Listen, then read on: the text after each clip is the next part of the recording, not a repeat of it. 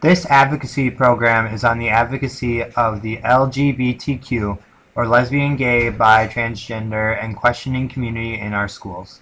This presentation, created by myself, Elliot Rittenberry, will aim to give you a larger perspective of the LGBTQ community and what we must be aware of when facing these presented issues and ideas in the schools.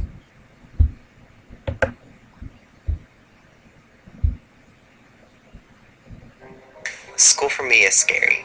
Um, it's not fun. I dread going to school every morning and being in a classroom full of people who do not share the same interests and values that I do. It's scary because I don't know how people are going to perceive me when I dress a certain way or if I present myself a certain way to different people. School is hard, but it will prevail. I have faith in that. We have had students throw food at us, and we've had students who were on the football team quit the football team because of bullying and harassment. We had a problem with our day of silence because there was basically some people who decided that it was right to deface our posters and yell at people who were participating in the day of silence. I was involved in freshman orientation, and I was actually one of the head ambassadors out of 150 students. I got my privileges revoked because some parent of one of the kids that was in my group called the school and complained that I was their leader and that I was not fit to be a student leader.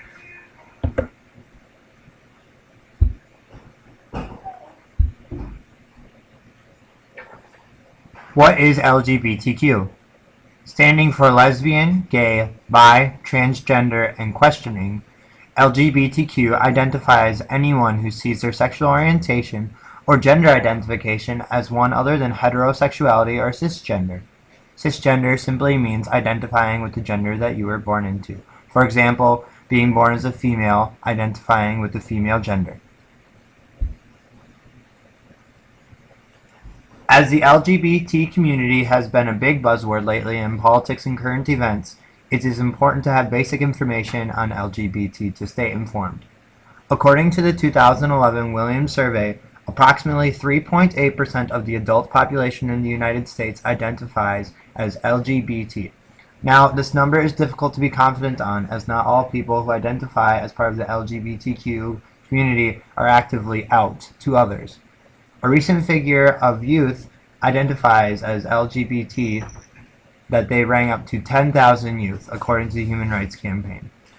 40% of the homeless youth population, ranging at over 1 million youth, also identify as LGBT. An even more startling fact related to this is that 43% of those LGBT that are homeless were also kicked out or forced to leave their house. 18% of LGBT students feel that they struggle to be open and out to the community and also feel unsafe. With many human rights campaigns becoming more prominent for LGBT, however, 92% of LGBT adults believe that they are more acceptable in society than they were 10 years ago. And at this point, 35 states accept gay marriage. However, 31 of the 50 states in the United States still do not protect LGBT professionals in the workplace from any biasing or unfair treatment. This does not make the fact that 42% of the LGBT population feel they live in an unwelcoming environment still.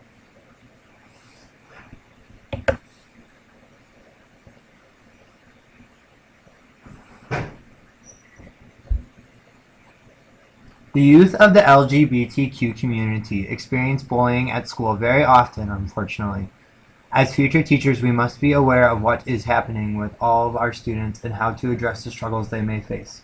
Varying figures exist for how many LGBT students in school have felt bullied either in school or cyberbullied, but many reports showed that around 70% of students experience of the LGBT community, they all experience some kind of bullying.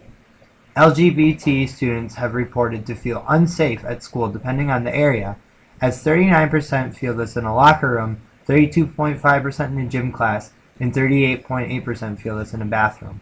All these locations involve the body where it can be judged, which is often a target of any sort of bullying.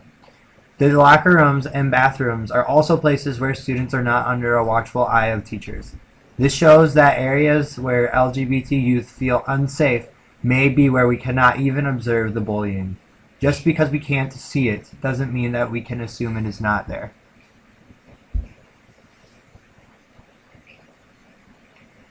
According to this survey above, 81.9% of LGBT students have been verbally harassed due to sexual orientation, while 63.9% have due to their gender expression. 71.3% LGBT students experience this every day.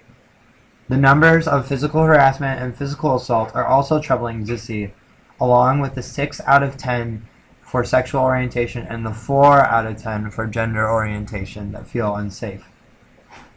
It would be impossible to say that these numbers have no effect on student learning.